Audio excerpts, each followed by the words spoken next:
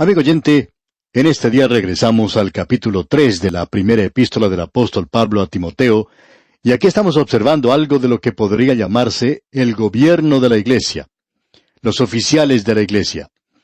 En nuestro programa anterior vimos los requerimientos para los ancianos o los obispos de la iglesia. Vamos a observar ahora las mismas cualidades para los diáconos en la iglesia. Y nuevamente debemos decir que la palabra que se utiliza como diácono es como la palabra que se traduce como ministro o siervo. Pablo y Apolos eran llamados diáconos. Vemos que el Señor Jesucristo es llamado ministro o siervo allá en Mateo capítulo 20, versículo 28. Los que ocupan cargos en el gobierno son llamados también ministros. Eso también puede ser traducido como servidor, y lo encontramos allá en la epístola a los Romanos capítulo 13, versículo 4. Y luego los que trabajan para Satanás son llamados también ministros allá en la segunda epístola a los Corintios capítulo 11, versículo 15. Ahora usted puede apreciar que este es un término o un nombre general que se utiliza para un siervo o un trabajador. Lo interesante de notar aquí es que pensamos que el lugar donde comenzó el uso de esa palabra o cargo de diácono es en el capítulo 6 del libro de los Hechos de los Apóstoles, y allí ni siquiera se usa esta palabra diácono o una palabra explicándolo. Pero estamos seguros, y pensamos que tenemos base bíblica para esto, estamos seguros que estos eran los diáconos que fueron nombrados en la iglesia. Ahora un diácono, aun cuando tiene que ver con las cosas materiales de la iglesia, no indica que esta persona no tenga que ser una persona espiritual. El problema que hay en el día de hoy es que muy a menudo colocamos a un hombre en un cargo en la iglesia solo porque tiene ciertos requerimientos o cualidades en cuanto a lo físico. Pero este hombre no tiene ninguna cualidad espiritual. Es decir, que este hombre ha obtenido éxito en el mundo de los negocios, sabe cómo llevar a cabo sus negocios, y pensamos que porque este hombre puede hacer esto, que él va a llegar a ser un buen diácono. Desafortunadamente, hay aquellos que llegan a ocupar cargos en una iglesia basándose en cosas como estas. Una de las cosas que hemos tratado de enfatizar en esta primera epístola a Timoteo, y que queremos volver a mencionar, es el hecho de que la iglesia es una organización local y tiene que manifestarse a sí misma en la comunidad. Debe tener un edificio, que es un lugar que debe tener electricidad y luz y calefacción y muchas cosas que no parecen muy románticas, o que tampoco parecen ser muy religiosas. Pero lo importante es las cualidades espirituales de esa iglesia local, que tiene un ministerio espiritual y que estos hombres allí ocupan cargos de liderazgo. Y nosotros opinamos que en el día de hoy esas cualidades espirituales deben ser consideradas primero. Alguien ha dicho lo siguiente: cuando una iglesia deja de mantener contacto con otro mundo, no tiene ya contacto con este aquí abajo. Y estamos de acuerdo con eso. La iglesia no puede comenzar a hacer lo material, sino hasta cuando haya puesto énfasis en lo espiritual. Hasta cuando haga eso, no puede hacer lo que es práctico aquí. Y en esta primera epístola a Timoteo, capítulo 3, versículo 8, comienza a mencionarse las cualidades de los diáconos. Y allí leemos: los diáconos asimismo deben ser honestos, sin doblez, no dados a mucho vino, no codiciosos de ganancias deshonestas. Los diáconos deben ser personas que hablan sin doblez, personas que mantienen su calma, personas que no muestran una cara para cierta persona y otra para otra clase de persona. Tienen que ser hombres cuyas palabras quieran decir algo. También vemos aquí que se nos dice que no deben ser dados a mucho vino. Como hemos visto anteriormente, la Biblia enseña sobriedad, moderación, y no una abstinencia total. En aquellos días esto no llegaba a ser un problema. En el día de hoy sí que es un problema, y opinamos que la iglesia hoy debe enseñar una abstinencia total, en vista de que el alcohol se usa y abusa en el presente, y la única forma en que debe ser utilizado, por supuesto, es en el lugar de la medicina, como dijimos antes. Pensamos que no debe ser usado por el creyente como una bebida o algo refrescante. Luego dice, no codiciosos de ganancias deshonestas. Eso quiere decir, el tener un amor por el dinero que nunca puede ser satisfecho. Y se hace la sugerencia aquí que aquellos hombres que manejan el dinero de la iglesia tienen que ser hombres honrados, hombres de integridad. Debemos decir que no hay nada que pueda dañar o perjudicar más a una iglesia que la gente comience a decir que los diáconos están manipulando las finanzas, que el dinero que se dio para cierto propósito no se utiliza para esa causa y que el dinero se está usando de una forma en que no se había planeado usar y que no están manejándolo en forma honrada. Hemos descubierto que en gran parte, por lo menos un 99,5% de las iglesias están a cargo de personas de mucha integridad. Pero amigo oyente, ese pequeño 0,5% que queda, esos son los que están enturbiando las aguas y están causando grandes dificultades hoy. Es por eso que deseamos recomendar a las iglesias locales que una de las áreas a las cuales se debe prestar mucha, pero mucha atención es la relacionada con el asunto del dinero. Bueno, allí es donde se debe mostrar integridad en la forma en que se trata con el dinero. Ahora notemos lo que dice aquí el versículo 9 de este capítulo 3 de la primera epístola a Timoteo. Que guarden el misterio de la fe con limpia conciencia. El misterio de la fe significa la revelación del Evangelio en Cristo.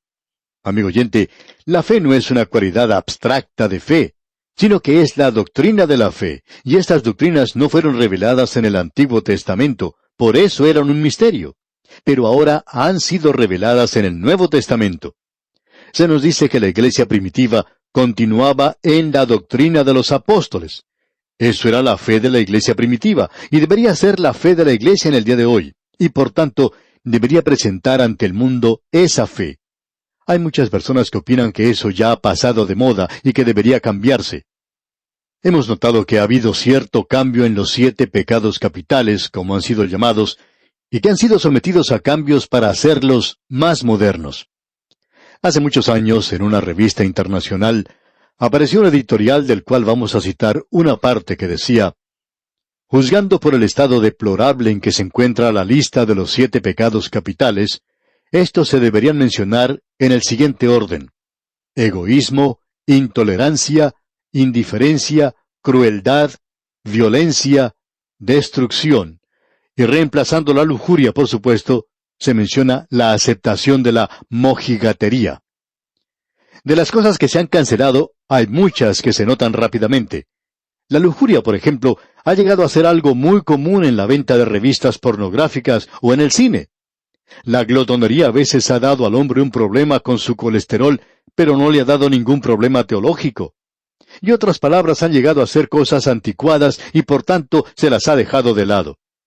En cuanto a lo que se ha agregado a la lista, se ha dejado de lado 2 pecados que solamente tocan a cierto segmento de la población, tal como la irrelevancia, o sea, algo que no tiene propósito y que podría encabezar la lista de los pecados de los jóvenes.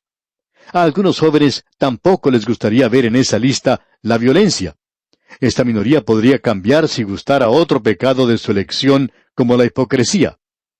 De parte de los jóvenes no habría ninguna oposición en cuanto a la inclusión de destructividad, siempre y cuando signifique la destrucción del medio ambiente. Los ancianos, por su parte, gustarían ver en esa lista el cabello largo, los ruidos y la incivilidad.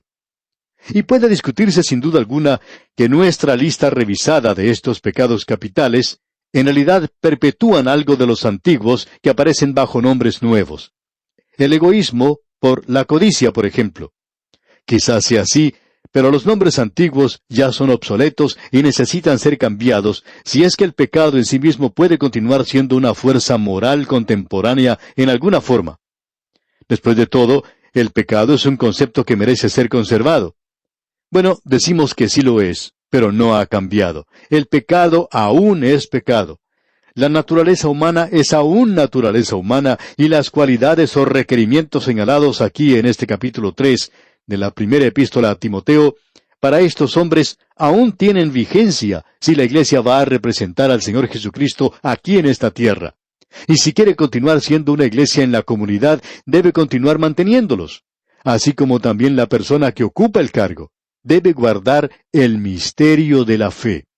Esta es la doctrina del Nuevo Testamento, y ese pecado es pecado, y estos pecados tienen nombre y han sido llamados o identificados muy claramente aquí en la palabra de Dios. Bueno, sigamos adelante. Esto debe ser guardado, por supuesto, con limpia conciencia, y no con una conciencia cauterizada como lo que veremos en el próximo capítulo. Ahora, en el versículo 10 de este capítulo 3 de la primera epístola a Timoteo leemos: «Y estos también sean sometidos a prueba primero, y entonces ejerzan el diaconado si son irreprensibles». Es decir, que un hombre no debe ser empujado a ocupar un cargo en la iglesia un mes después de haber entrado en ella, y antes de haber demostrado que él es el tipo de hombre para ese cargo, como lo detallan aquí las Escrituras.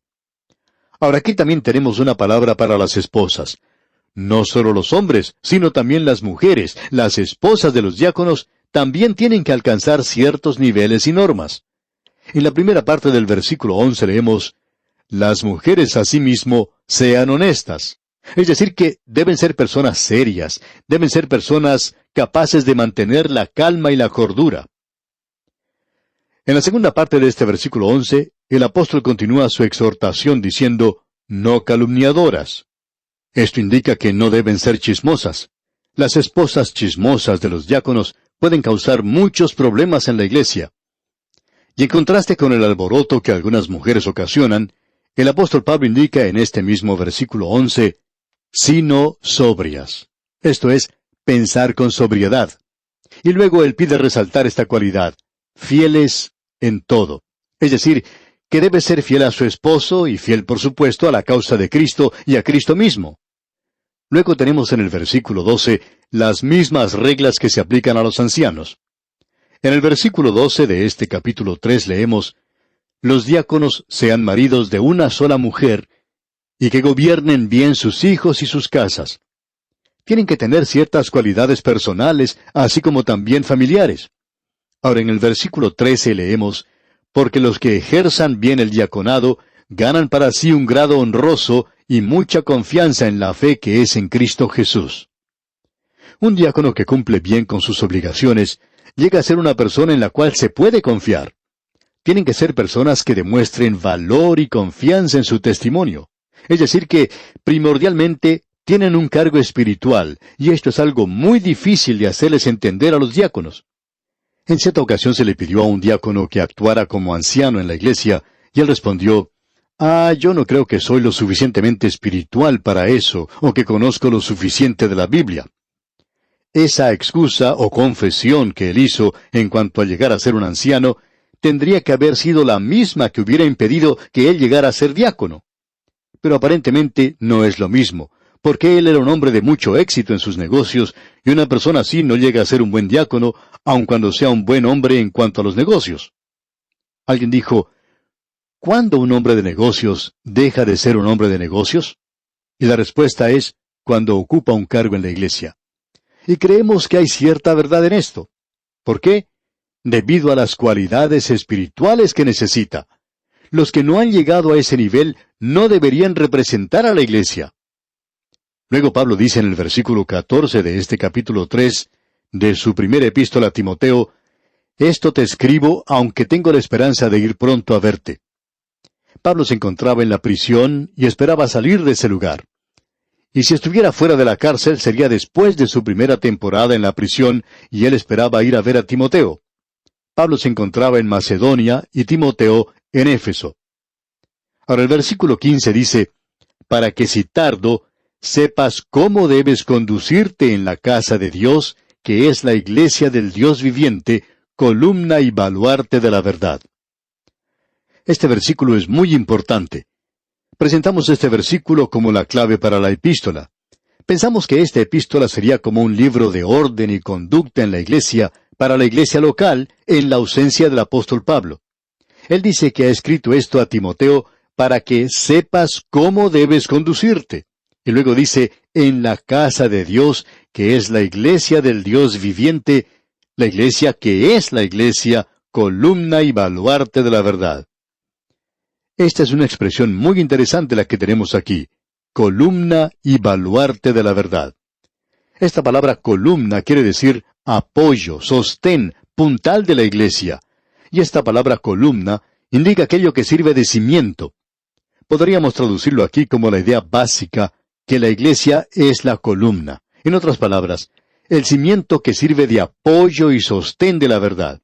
Es decir, que si los obreros, o ancianos, o diáconos, no representan la verdad, entonces la iglesia no tiene ningún cimiento, no tiene ningún sostén, no puede mantener o guardar la verdad de Dios.